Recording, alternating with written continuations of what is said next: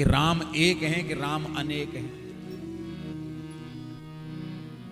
क्योंकि देखो कबीरदास जी ने एक बात लिखी। कबीरदास जी लिखते हैं, एक राम दशरथ के बेटा, एक राम घट घट में बैठा, एक राम का सभी पसारा, एक राम है सबसे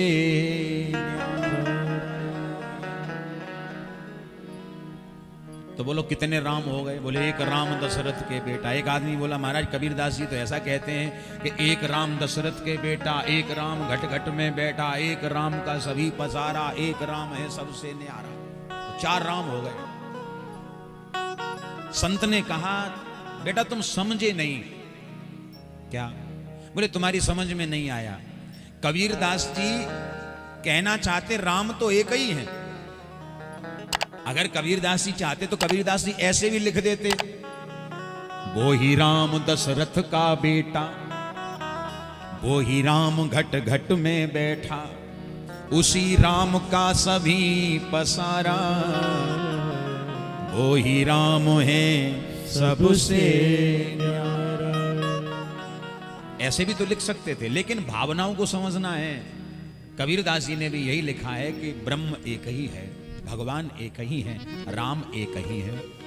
बोला हमारी समझ में नहीं आई। तो हमने कहा हम समझाते हैं, सुनो। बताओ महाराज। हमने कहा तुम एक बात बताओ। क्या?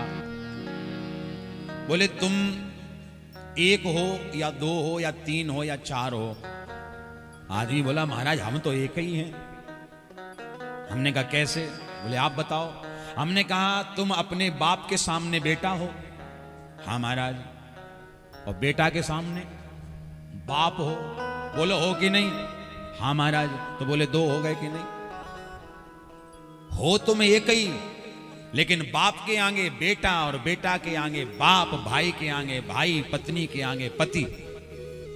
एक आदमी के कितने रूप होते हैं? आदमी एक ही है लेकिन रिश्ते अलग अलग निभा रहा है, अलग अलग रूप में।